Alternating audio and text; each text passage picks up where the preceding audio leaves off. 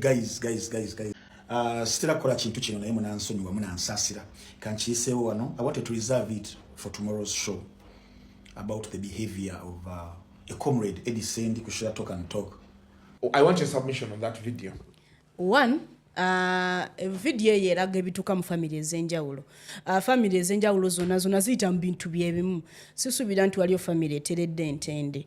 Naye video yeraga obuswavu, obuwemufu, okutegeera okutono, omululu, omulugube, ennugu, obukyayi nga biterekeddwa ebbanga ddene. And also the dogmatic now was well represented there. Lwaki ebyo byonna biva ku ludda lwa family zaffe ze tuvaako ez'abataata. Video eyo yalaze ebintu bye tubadde tujja tukula nga tuwulira buwulizi ne babireeta mu kamera. Abantu balina omululu, balina that egoistic character. Nze ndi mukulu, nze mugenda kunkwata bwe muti. I think we need to change that portrait at once. Video yeraga omuntu omukulu ali calm, corrected, peaceful, ari reserved, and that is Mama wa Junior. Yalazo kutegeera ati the core. Anyone would be proud of a mother. Omwana wo nga bamujolonga nga bamutadde nga ye center point, no sigala nga you holding it in there. Ochitegera, they are cutting you in pieces. Nenga you there holding it together. Mama wa Junior in all forms, webale nyo walazo kutegeera. You predicted this, that is what I want to think. You saw it coming, no gamba kanzije mbalageko. Ochitegera. Kwa Mama Junior ina video ezasooka. Video yalazo yakubye ebituli mu bakulu b'ekika. Mukadde waffe Sam Abadde balunyiriri. Mwami Ssali ekitiibwa n'omukwano gwe mbadde mulina ne muganda wo. Obadde omuleze, mwereze, mukulanye babiri. Meeting eyo yabadde uncalled for okukwatibwa ku video under your watch in whatever form. Juniors panao ngali mukungubaga nze nabadde nsuubira ku lw'obukulu bwo you had to hold on. Junior deserves all the time in the world okutegeera. Abantu abamu bakola ensobi okulowooza nti tulina tegeera ku peesi yaabwe. I'm in my 30s for God's sake. Why would you expect me okutegeera nga gwe wataano? You have 20 years of struggling, suffering on you. Okitegeera abantu abamu ensi bakubye nnyo ate musuubira tugenda tegeera ku eyo level. Okitegeera there are some things that will not come to my knowledge ku lw'emyaka gyange. Kakati ekyo mwakozeemu ensobi. Then to my brother Junior, wow. Junior, thank you so much. Meeting eyo yabadde yakuyuza. You played a card. Oh my good God. Wazanye card y'okutegeera, wazanye card ya media ngobalaga. I am the king of this. I can manipulate you to the core. Junior, you're doing nothing wrong with standing with the Mirundi name. That is your name. Own it. That is your identity. Family is where we belong, but they should not dictate how we hold ourselves out. Okitegeera. Family abasubira ntugenda kuba balungi to your expectations. That is wrong. We are different people, cut from different clothes. Okitegeera. Inze infaanana muntu mulala nnyo. Okitegeera nze seebikanga ku mbugo mwabalooza nti tujja tegeeranga mmwe. Junior walazo okutegeera, walazo obukakamu. You stood calmly no bagamba mwasazeewo dda nze kangende. You came back to pick your mother.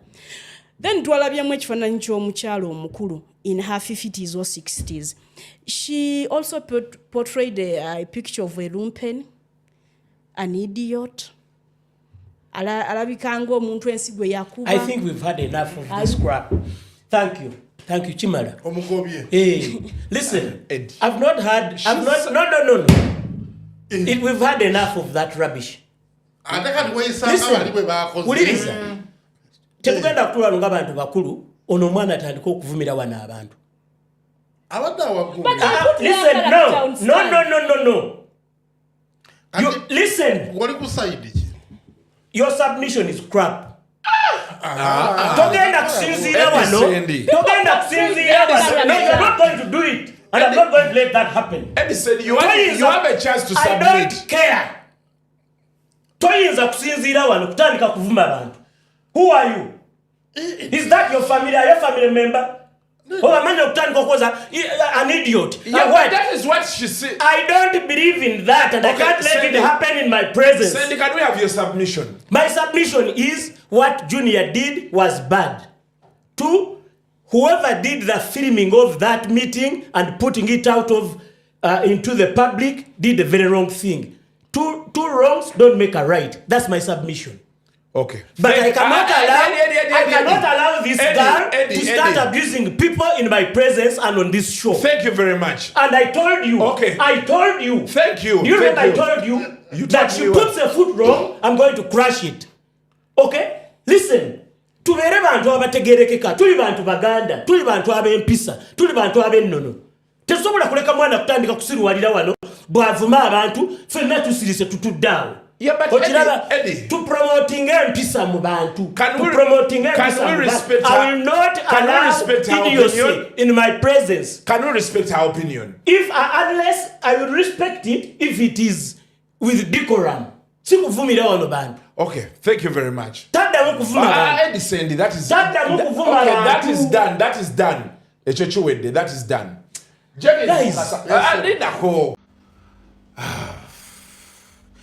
It's very absurd what has happened. Chimulabi, Eddy Ssendi virayo panelist mune, omukyala Namutebi Counsel. It is regrettable, goge mazima. In a world of media where single protecting is freedom of expression, freedom to air out opinions. In opinions, zino kudifaringa, tezisobola kubeera kyekimu. Walina okuba obutakanya mu opinion, kyekigifuula panel. You don't have to agree. Now, in disagreement, ebigambo bingi ebikozesebwa, choice of words, but bibeera kwa byeyayogedde. Tebirina kubeera ku ggwe obeere class monitor wa banno. Nti gwe kyeyayogedde tekiriimu, gwe byeyayogedde bya kisiru, tolina moral authority, tosobola kuvuma abantu. In communication, no. People decide to use ebigambo ebibasobola okubanga bakozesa to drive their opinion. As Eddy Ssendi w'obadde mukwano ebbanga lyonna, bantu bangi nnyo nebweyisizaamu eggaali using the same words nezisingawo. Wawulirwako ng'ovuma n'omuntu motherfucker. Like you even cussed at one time. Okiraba. So now you don't have any moral authority to tell someone nti alikirawo okwogera ebigambo ebikankana bwe bito ku panel, yet you've used them maybe much worse. My point here is, yes, 2 wrongs don't make a right. Kituufu. Point here, counsel, ebadde about basenga ba Junior. Namuli musinga yakozesa ebigambo ebitali birungi, ebitali biwoomu nga byolekeza Junior. Byesobola kwogera kuyisa mukama sawazibu. N'obukago bw'ekitalo. So, behavior y'omuntu ng'oyo ebyaddala ng'okola opinion yo oba olina kugyogera otya. Like, as a communicator, you have to describe behavior y'omuntu, you have to describe character y'omuntu. Tikiyakola kiri idiotic. We've done so many things that are idiotic, including me.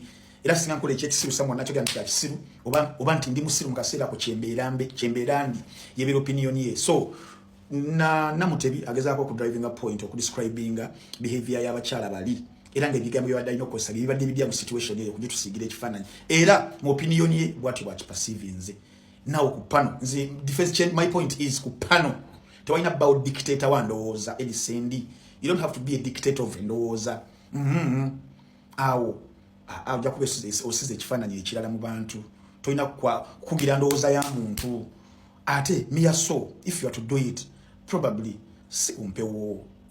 Omuwala oyo mupya ku pano ndowooza myezi 3 yeetaaga guidance, yeetaaga essimu y'okujambusa, yeetaaga omugaidinga naye olumu si kumpewo. Confidence zo ozissa wansi mukazi wattu. Tekinyumye mwami Eddy, tekinyumiddeko ddala n'akatono.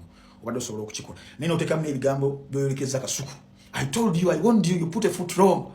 Like, you never wanted this girl to be on the panel because mujaba sharing our opinions ezenjawulo. No, Eddy. Tongereko bongezi tetutoolako mukulu Eddy. My point was, Eddy, muli bakulu baffe mugaidinga generation but mukigaidinge bulungi. Tosobola kukozesa busungu ng'obwo ku mpewo shewulirizibwa abantu bonna. N'okkakanya levels za panelist munno ng'omugaana okukozesa ebigambo gwe bibadde ng'okozesa ku bantu ab'enjawulo. Bantu bangi nnyo Eddy b'ovumye. Efa tukozesa kyakuvuma. Bangi nnyo b'ovumye. Bangi.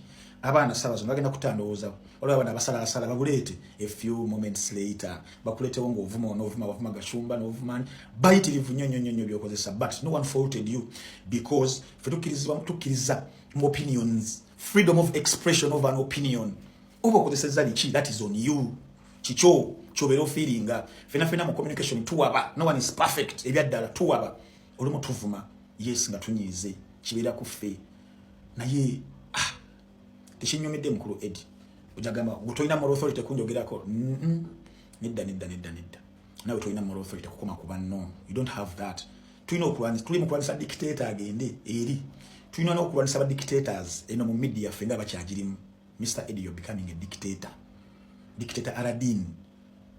No, you cannot allow that. Nawe tuino kugambako obusungu bukakane sigo weka ayino kubanga oyogera kunsonga nedda sigo weka ayino kubanga ofuga shosho sometimes eyo gifuga nagwagala okwogera fenga bajuliza nga bajagali twagala tuliza opinions ku bantu abenjawulo but sometimes you do a lot of monologuing show yonna no yogera no yingirira abalala no Mr. Eddy, we want to talk show twagala eberewo. Let us respect opinions z'abantu bonna, and in case you to guide someone, yes, and in case you to guide someone, do it with decorum. Ngati ogambye sikumpewo botyo musobola ogenda mu bulango. You can disagree with kyayogedde namugamba, you know what, Namutebi kyayogedde sikirizamu basenga abo si basirunga woyogedde olw'ensonga this and this. How about that?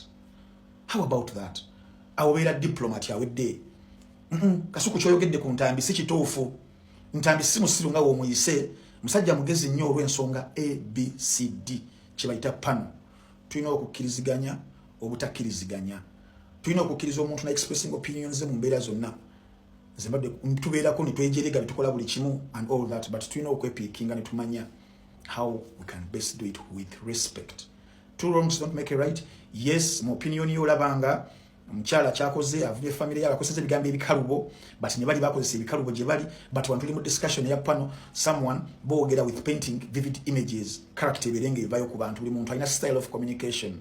Omugenzi ali gituwogerako essaawa zino Tamale Mirundi communication ye yali etya essaawa zino tuli mu kudiscussinga, but abantu bamwagala. That was his mode of communication. Ng'ayisaamu eggaali bangi abafudde bayichuli essaawa zino videos zaabwe tuzikomyawo, and that was how they were communicating sometimes okudriving a point. So Mr. Eddy Ssendi, maybe next time we can do better. Fenanga fe, we all can do better. Tubali atukiridde omukyala oyo tumusupporting, tumwetaaga fena totandikire wansi ng'abantu batukkiririzaamu naye because betwasangawo batuwa chances batugaidinga better kyobala batulina kaka